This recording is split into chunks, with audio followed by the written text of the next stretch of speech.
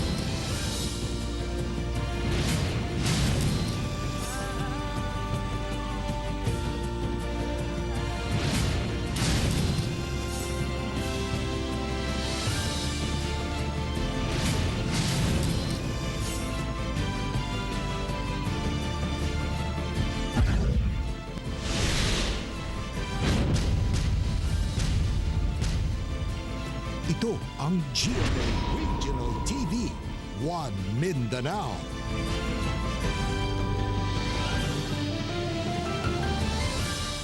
May hapon Mindanao, ini ang GMA Regional TV 1 Mindanao. Hatod namo ang pinakadagko ug pinakulahing balita sa Mindanao. Ako si Tek Ocampo. Sara Hilomen Velasco. Real Soroche, live gikan din sa GMA Davao Complex.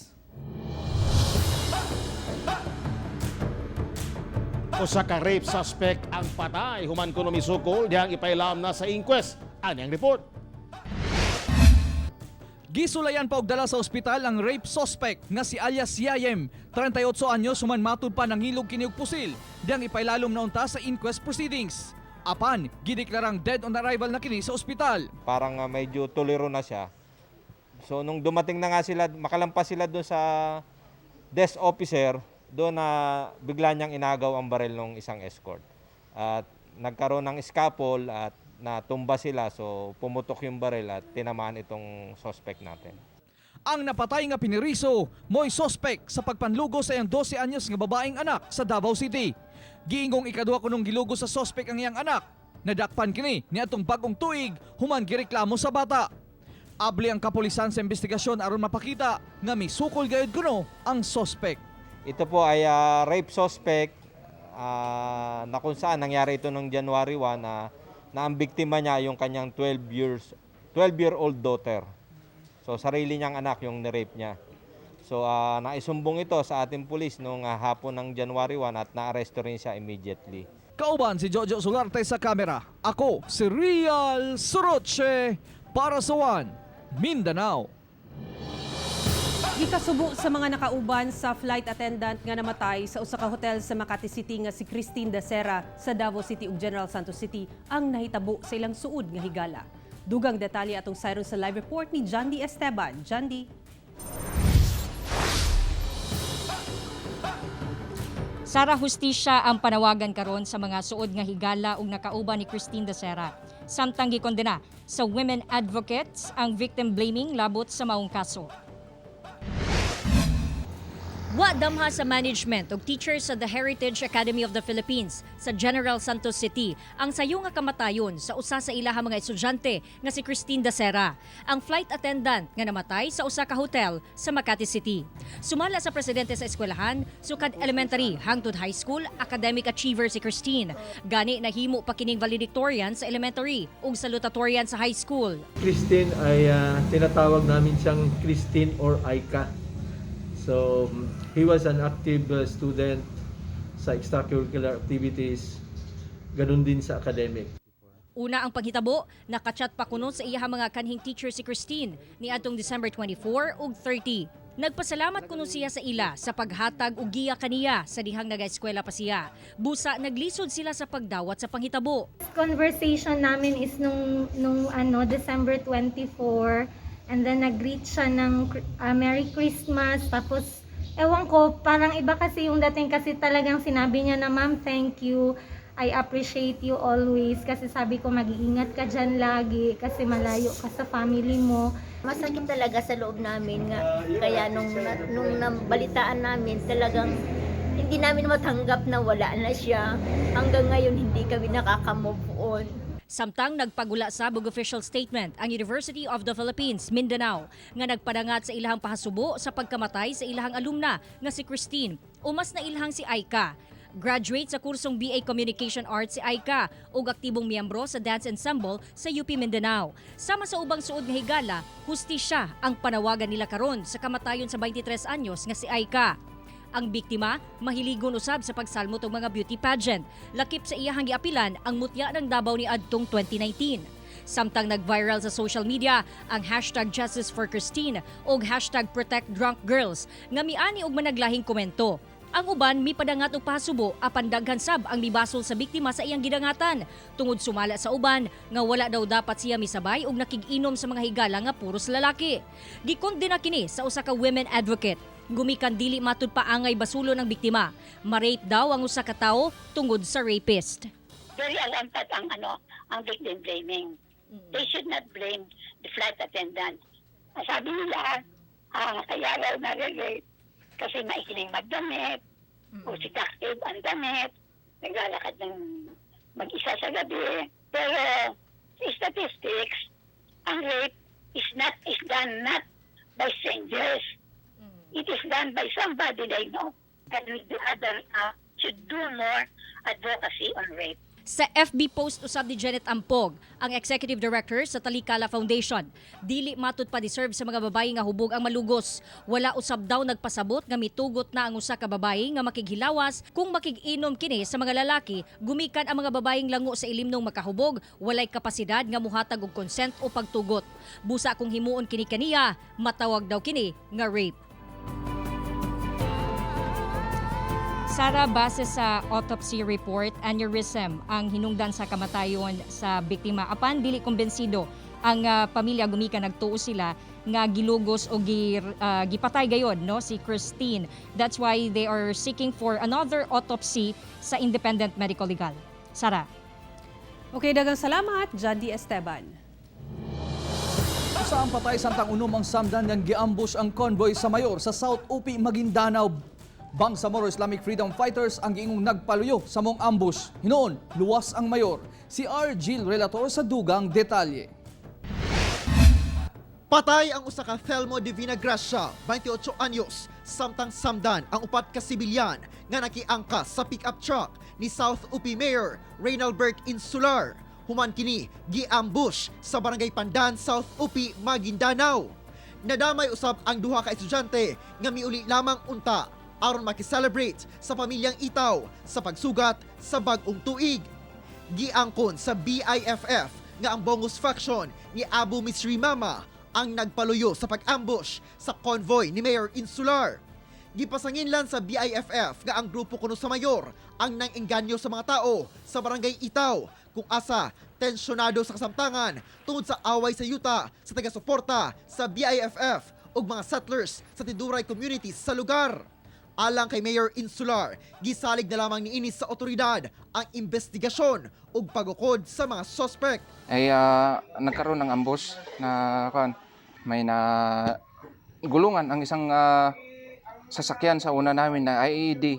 Yun ang nag-initiate ng putukan galing sa itaas. Mauna kini ang ikatulong higayon nga gi-ambush ang mayor sa South UP. Una, niadtong July 14, 2017, dihang gitirahan og RPG ang iyang convoy sa North UP. Ug ang ikaduha niadtong June 22, 2020, dihang gipabutan og IED ang likod sa munisipyo. Samtang, sukad pa niadtong Pasko ug bagong tuig ang ginahimo kunong pagpangharas sa grupong BIFF sa Barangay Itaw, hinungdan sa pagpamakwit sa mga residente nga nahasi sa pagpangatake. Nagpatawag na og peace and order meeting ang lungsod mahitungod sa buong insidente uban ang lider sa kasundaluhan ug kapulisan sa probinsya. Ako si R. Gil Relator para sa One Mindanao. Traslasyon sa Poong Nazareno sa Cagayan de Oro City dili madayon. Kung ano, atong Siron sa live report ni Cyril Chavez. Sirin. Yes, Tek, tungod sa pandemya sa COVID-19, kanselado karong tuiga ang traslasyon sa Puong Nazareno dinhi sa Cagayan de Oro City. Kamatikdan sab nga minus pa ang mga deboto nga midagsa sa simbahan karong panahona. Resulta, minus sab ang kita sa mga mamaligyaay. Dili na madayon ang naandang prosesyon sa Puong Nazareno sa Cagayan de Oro City. Inay, motorcade na lamang ang himuon sa simbahan pagka alas 10 sa gabi sa katuyuan sab aron dili dagsaon og deboto ang puon tungod sa curfew.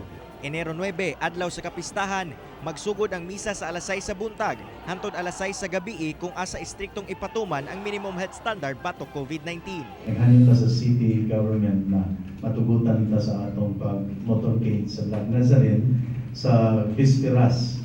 Sa Friday ay itunong nato sa curfew hours ay hanatin karaban aron to avoid sa crowd. Gibawal ang pagduol sa puhon sa adlaw sa kapistahan, apan karong panahona, gitugutan pa sa simbahan ang paghawid og pagpahid og panyo sa puon. Usa ang magtiayong Villas sa among naabtan nga nag-ampo sa Nazareno. Gani giampo ni Nanay Nancy nga matagaan pa og baskog nga panlawas ang iyahang bana. Aron maulian unta siya sa iyang gibati. Talagsa ra mi makaani, nagdalikat gyud mi kay pusan mga naa nami dire. Di ba may makaani o kanang kuan na gid niya adlaw na gid kay kuan daghan kay tao. Kamatikdan sab nga minus pa ang mga tawo nga gadagsa sa simbahan aron magampo kung itandi sa milabay nga mga tuig. Usa si Alma Alier sa mga mamaligyaay sa simbahan nga apektado ang negosyo tungod gamay lamang ang mga midayo nga deboto karon tuiga. Mitaas usab ang presyo sa ilang mga baligya tungod minus ang supply gikan sa kauluhan. Karon minga pa mga na mo mga 400 pa. Mga kuan po siya, mga panyo na nangyari. Sa una na nami halin tinigom na namo, makabali na sad mi. Wala. Kung sa among display karon, ingon na sa pista, wala na yung mabalik. Tek, sigon sa Kokpo sa adlaw sa kapistahan, dakong ginabawal gyapon ang pagdala og backpack, hinagiban ilimnong makahubog sulod sa mga simbahan. Dili sab ginatugutan ang pagsulob og shades og kalo aron na sab sa proteksyon sa publiko o seguridad sa publiko o required sab ang pagsuot og face shield og face mask pangontra batok COVID-19. Tek. Salamat Cyril Chavez. Usa ka localized traslasyon ang ipaygayon dinhi sa Davao City atol sa kapistahan sa Black Nazarene karong Sabado, Enero 9 sa usa ka kapilya sa Tigato, Davao City kung asa sab na pahimutang ang official replica sa puon. Ani report ni Sheila Vergara Rubio. Ang Archdiocese of Davao may usa sa recipient sa replica image sa itom nga Nazareno nga karon napahimutang sa GKK Chapel sa Our Lady of Peña Francia sa Deca Homes Esperanza, Tigato, Buhangin, Davao City. Subay sa kapistahan sa Black Nazarene karong Enero 9, maglusad og localized traslasyon ang maong kapilya og mga deboto niini. Sukad Disyembre 31, nagpahigay na sila og Novena Mass. December 31, so 9 days, December 31 up to January 8. Then 3 p.m. is Novena Mass, followed by Misa Gyud, 4 o'clock in the afternoon. And then, January 9, mao na siya ang Fiesta Mass. Kaniadto na andan sa mong kapilya nga ituyok ang Nazareno sa matag GKK aron magpahigayon og misa. Apan karon nga dunay pandemya, bugtong sa maong kapilya lamang kini ipahimutang. Magpahigayon og motorcade ug dili na prosesyon asa makatambong ang katawhan. Dili usab una nga gunitan ang imahen. So pag hitabo lagi sa COVID wala na. Dili na gyud dapat unta hikapon diri mao man nagikuan sa among PSL nga dili sa gyud dapat mag-touch sa Nazarene. O karong pitsa dibe, Sabado, amo ni sang mobile transpo. So ang mga manakay lang sa sakyanan, katong prescribe lang siguro sa sakyanan duha, basta ma-meet na mo ang requirement sa gobyerno about sa social distancing. Giawhag ang tanan deboto nga motambo nga hugot nga motuman sa health protocols aron sa paglikay sa pagkuyanap sa virus. Ako si Sheila Vergara Rubio para sa One Mindanao. Kapistahan sa Holy Infant Jesus of Prague sa Shrine Hills, Matina, Davao City. Madayon kuno luyo sa pandemya. Hugot nga health protocol, ipatuman ani ang detalye. Matagpit sa 15 sa bulan sa Enero, ginadayo ang Shrine Hills sa Matina, Davao City sa mga deboto sa Santo Niño alang sa kapistahan sa Holy Infant Jesus of Prague. Apan, luyo sa COVID-19 pandemic, gianunsyo sa tigdumala sa simbahan nga magpadayon ang aktibidad sa kapistahan. Gitugutan usab kini sa otoridad apan ipatuman ang hugot nga health protocol. Yes, tuloy, but of course there are some adjustments, particularly yung entry of the people, no? Because we have to consider the space capacity of the chapel, and the space capacity of the whole area. Giandam na ang security plan, labi na ang sistema nga ipatuman sa screening sa mga deboto. 50% capacity lang sa area ang pasudlan sa mga deboto. Nagbutang sab og mga pahibalo nga gibutang sa mga entrada sa simbahan. Usa ni ana ang pagbawal sa mga bata. We have to craft a security plan para makita natin doon kung paano natin i-implement yung minimum health protocols. Yun ang parang i-guide tayo ng security plan, no? The arrangement is between sa shrine management and the security cluster. 5 ka misa ang ipegayon, diin 2 ka oras ang interval niini. Ang debotong si Tata Escalante musimba gayod sa kapistahan. Apan maniguro lang kuno siya, pinaagi sa pagtuman sa mga protocol aron malikay sa COVID-19. Deboto lagi mi Santo Niño, 2 ka buok. So dili ka mahadlok kasi magdagsa ang tao? Kuan lang, distancing lang jud. Magmask niya, face shield, ano lang. Pangutana, andam ba ang otoridad kung mudagsa ang mga deboto? Kung talagang puno na, hindi na talaga natin papasukin yan. Sa dami ng tao na maaring i-allow dyan, so magkakaroon talaga tayo ng augmentation dyan. Primarily from the City Mobile Force Company. Kauban si Melchor Awing sa kamera. Ako, si Real Suroche para sa One Mindanao. Nangayo og tabang ang banay sa usa ka 2 anyos nga bata sa Cagayan de Oro City nga anaa sa kritikal nga kahimtang karon human nga gibunal-bunalan sa ulo ug gidunggab pa sa usa ka menor de edad nga dunay diferensya sa pangisip. Dugang detalye sa report ni Cyril Chavez. Anaa karon sa talandugonon nga kahimtang si Baby James Manluaynon, 2 anyos og residente sa Barangay Bugo, Cagayan de Oro City. Human nga gibunal-bunalan ang iyahang ulo ug kabilya o gidunggab pa og kutsilyo sa usa ka menor de edad nga dunay problema sa pangisip. Sumala pa ni Pastor Spencer Kailing, usa sa mga nangunay og tabang sa bata og ginikanan niini, nga kalit lang kuno ang panghitabo ug wala kini nabantayan sa magbanay. Naglaba kuno ang inahan ni Baby James sa suba, samtang ang amahan niini wala ka bantay nga gikuha sa suspect ang iyahang anak samtang nagtimpla kini og gatas. Si Baby James anaa karon sa intensive care unit sa NMMC kung asa ginatambalan o ginaobserbahan. Katong CT scan nga nakuha karon nga nasiak ang iyang dire sa left side, dili maoperahan, hopefully niingon ang doktor. So not as final pa karon pero kay giobserbahan siya karon. Kay ang bata galihok siya pero not as normally like sa iyang pagka-normal na. So hopefully dili siya maoperahan. Pinaagi sa pagpanawagan sa social media, nakalikom na og 2,000 pesos si pastor alang sa bata.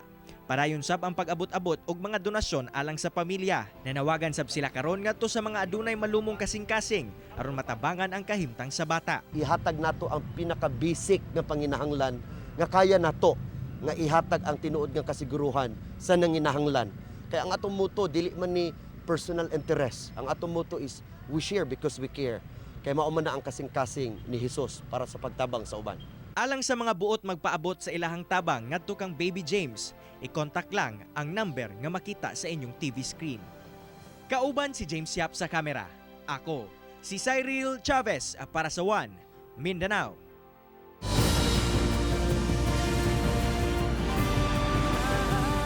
Ito ang GMA Regional TV, One Mindanao.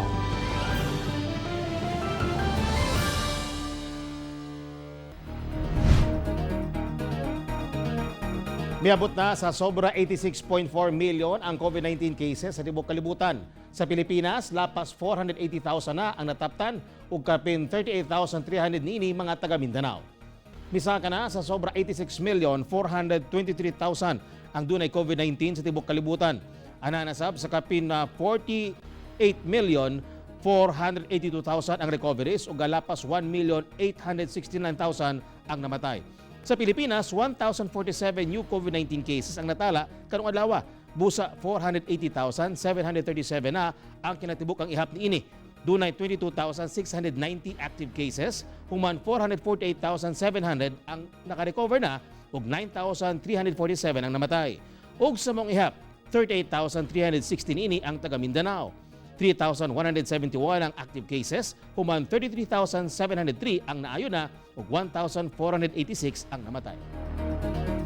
Tugutan na ang sabong sa Zamboanga del Sur basta mutuman sa health protocols bato COVID-19. Ani ang COVID-19 update sa Mindanao pinaagi nining report. Gitugutan na ang sabong sa Zamboanga del Sur apan kinahanglan ang hugot nga pagtuman sa health protocols bato COVID-19. Kiniubos sa Executive Order number 2021-01 ni Governor Victor Yu. Kung asa balik operasyon na sab ang mga beer house, nightclubs, videoke bars o resto bars. Kinahanglang 50% capacity lang sa venue ang makasulod ug tumanon gayod ang health protocols batok COVID-19. Bawal ang mga minor de edad ug senior citizen. Abli na sab ang mga beach resorts sa probinsya ug sundon gihapon ang 50% capacity ug health protocols. Ang maong kamanduan, epektibo hangtod Enero 31. Anaana sa 875 ang total COVID-19 cases sa Zamboanga del Sur. 84 ang active cases, 756 ang nakarecover ug 35 ang namatay. Sa Davao City, usa ka 1-day-old baby boy nga taga Matina Crossing ang nagpositibo sa COVID-19. Asymptomatic ang baby. Samtang tulo ka lugar sa Mindanao ang nalakip sa top 5 nga adunay pinakadaghang new COVID-19 cases nga natala kagahapon. Ikalima ang Misamis Occidental nga adunay 43 new COVID cases. Ikatulo ang Agusan del Sur nga adunay 49 ug Davao City ang pinakadaghan og bag-ong COVID cases nga anaa sa 85. Misaka na sa 9,107 ang confirmed COVID-19 cases sa Davao City. 983 ang active cases, human dunay 7,699 recoveries o 425 ang namatay. Sa Cagayan de Oro City, usa ka 42 anyos nga babaeng nurse sa NMMC ang nagpositibo sa COVID-19. Duna nay 2,908 kakumpirmadong kaso sa COVID-19 sa Cagayan de Oro City, 278 ang active cases, human natala ang 2,484 recoveries o 146 ang namatay. Sa Iligan City, 5 ka senior citizens ug 2 ka authorized person outside residence o APOR ang nalakip sa siyam nga nagpositibo sa COVID-19. Miabot na sa 1,058 ang total COVID-19 cases sa Iligan City. 35 ang active cases, samtang 965 ang naayo na o 58 ang namatay. Ako si Teco Campo para sa One Mindanao. Zamboanga City LGU migahin na og 200 million pesos alang sa COVID-19 vaccine. Samtang congressman sa 2nd District sa Zamboanga City nagpositibo sa COVID-19. Ani ang report. Gibutag ni Zamboanga City Mayor Beng Climaco nga aduna na giandam ang lokal nga kagamhanan nga 200 million pesos nga pondo aron ipalit og COVID-19 vaccines. Panahon nga aduna na bakuna ang syudad, prioridad kunong turukan ang medical frontliners ug mga residente nga gikonsiderang vulnerable sector. The city government has identified an amount for the purchase of vaccines. Tomorrow we will be meeting with AstraZeneca so that we will be able to discuss the mode of procurement that will also help local government units as well, because we really want to serve our public on the front lines.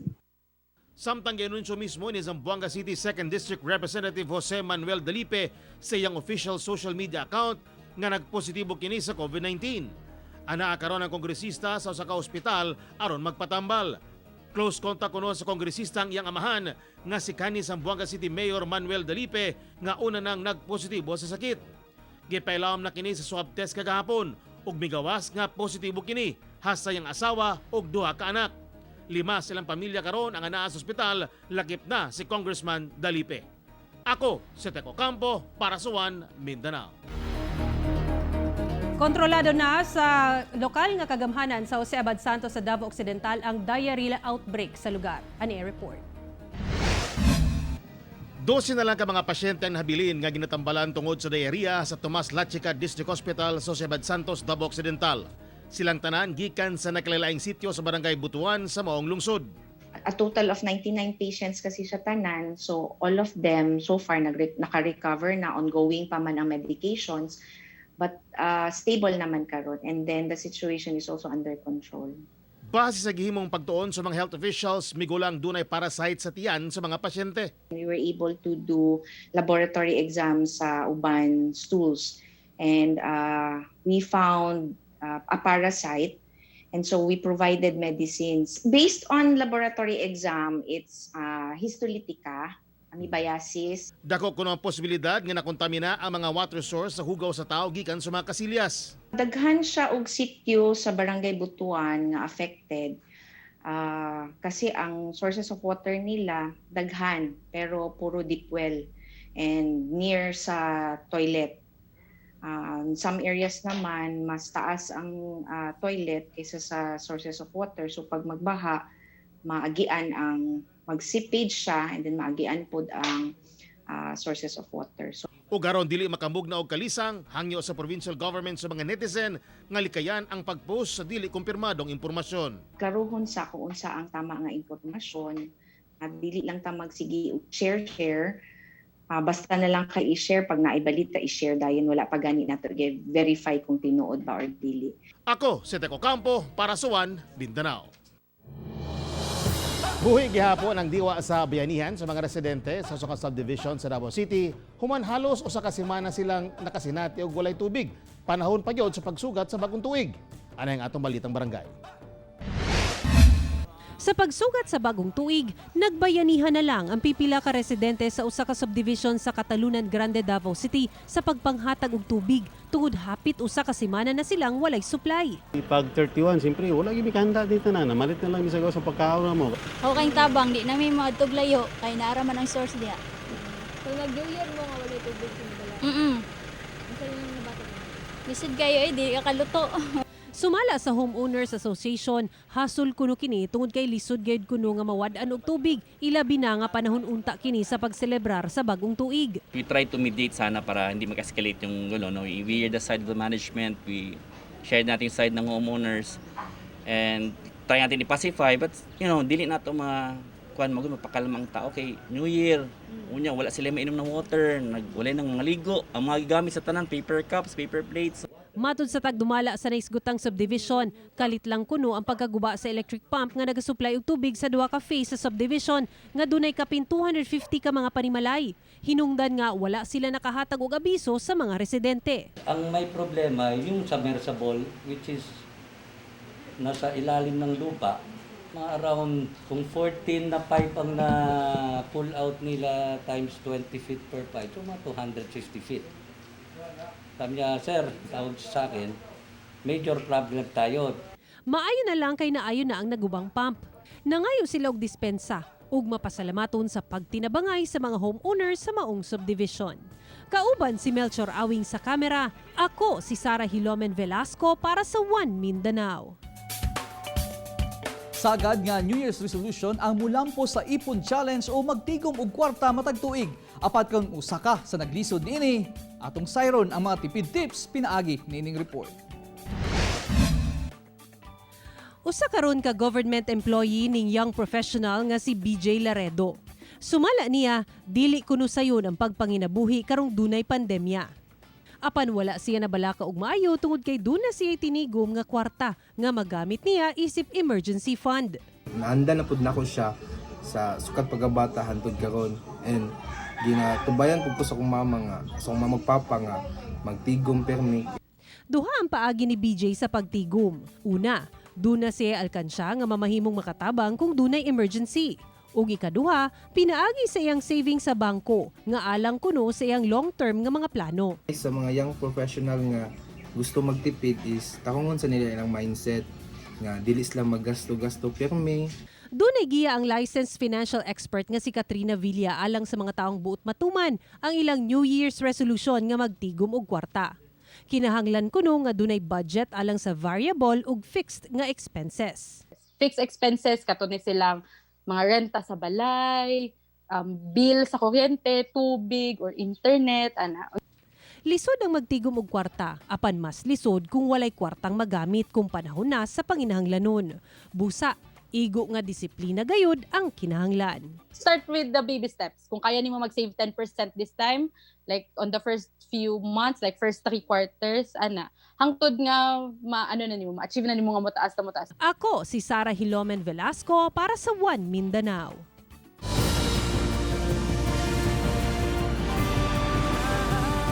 Ito ang GMA Regional TV, One Mindanao.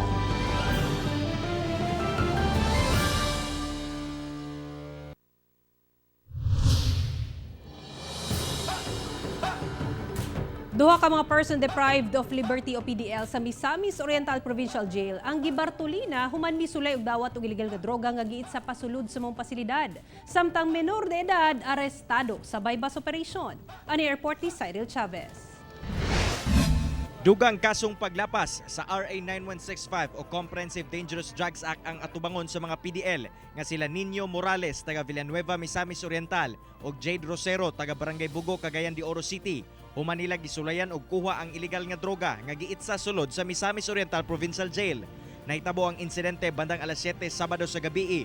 Din dunay tawo gawas sa prisuhan nga miitsa og sudanan sa junk food ngadto sa mga PDL ug diyang gikuha kini sa jail guard. Nakita ang 2 ka sachet sa illegal nga droga nga nagkantidad og kapin 12,000 pesos. Wala na maapti pa sa jail guard ang tawo nga miitsa sa mong droga. Hinoon ang 2 ka PDL gibutang karon sa Bartolina isip disciplinary action samtang ginahikay pa ang dugang kaso batok kanila. Yes sir, siguro magdugang pagid ang among pagka-alert diri kay naa na may mga inaning incident. And then kani among mga fans diri siguro sir amo gining mag-request me no. Mag-request me nga amo ni silang habugan. Nadakpan sa Surigao City Police ang usa ka 14 anyos nga estudyante ug laing lalaki nga nailang si Chris James Ramirez Compe, 19 anyos, atol sa bypass operation sa Purok Baybay Parola, Barangay Taft, Surigao City. Nakuha gikan sa mga sospek ang unom ka sachet sa giingong marijuana nga motimbang sa 9.5 grams nga dunay street value nga 1,500 pesos og marked money, 170 pesos nga cash, cellphone, papel ug karton. Kauban si James Yap sa kamera. Ako, si Cyril Chavez para sa One Mindanao. Duha ka adlaw nawala nga tigulang sa tulunan napalgang patay sa sapa sa Mlang, Cotabato. Human sa duha ka adlaw nga pagpangita sa search and retrieval team sa Municipal Disaster Risk Reduction and Management Office sa tulunan, nakita na ang senior citizen nga nalumos niadtong Domingo sa Malasila Bridge, Purok 7 sa La Esperanza sa maong lungsod. Nailan ang biktima nga si Pede Penon, 74 anyos ug nagpuyo sa mong lugar. Enero 3 dihang napalgan sa usa ka residente ang usa ka tsinelas niini kilid sa sapa. Dinhi gituang nadakin-as kini ug nahulog sa sapa ug naanod hinungdan sa pagkalumos niini. Sa barangay Gawnana nga sakop na sa Mlang napalgan ang patayng lawas sa tigulang. Intertropical Convergence Zone o ITCZ gihapon ang nakaapekto sa kahimtang sa panahon sa Mindanao. Dako gihapon ang tsansang ulanon ang dakong bahin sa Mindanao karong adlaw labi na sa hapon o kagabion. Tungod sa ITCZ, makasinati og thunderstorms inubanan sa kusog nga ulan ang mga lugar sa Caraga Region, Socsargen, Northern Mindanao, Zamboanga Peninsula, Davao Region ug pipila ka lugar sa Barma. Maong pag-ulan, posibleng makamugna og flash floods ug landslide. Busa gipahimangnuan ang mga Mindanawans nga magbabilantayon sa posibleng pagdaot sa panahon. Katag-katag ng mga pag-ulan, pagpanugdog, pagpangilat na sinati kini karong adlaw epekto sa maong Intertropical Convergence Zone. Aubang areas sa Mindanao aduna pagyapoy mas sinati nga kalit, patak-patak or hamubong mga pag-ulan. Inubanan nga adunay mga pagpanugdog, pagpangilat epekto sa localized thunderstorms. Okay, Happy New Year and Happy Three Kings na lang po. Ila Sir Jason Ligonda and family, Sir Joey Loatis and family, Sir Francisco Tan and family, Sir Lemuel Ray Garcia and family, Sir Ian Ray Saban and family, and Sir Diosdado Bueno and family. Nagtanaw tayo usab ato mga kapuso nga sila Bryce Apadillo, si Jipon Kanya, si Lea Gomez ug si Yayem. Nagtanaw po ang Lahoy family. Yan, salamat sa pagtanaw. Mga kapuso, way puwa sa among pagkatulog balita. Bisitayan www.gmaregionaltv.com ug mag-subscribe sa official YouTube channel sa GMA Regional TV. Busa mga kapuso, ayaw paulahi sa madagong balita sa nagkadayang rehiyon sa nasod, subscribe na. Ug mo katungulahing balita sa Mindanao karong adlaw. Ako si Rial Soroche. Daghang salamat sa inyong kanunay nga pag-uban kanamo matag adlaw. Ako si Sara Hilomen Velasco. Tungod mga balita sa atong palibot, importante alang kanamo. Kini ang GMA Regional TV 1 Mindanao. Teko Campo, buong puso para sa Pilipino.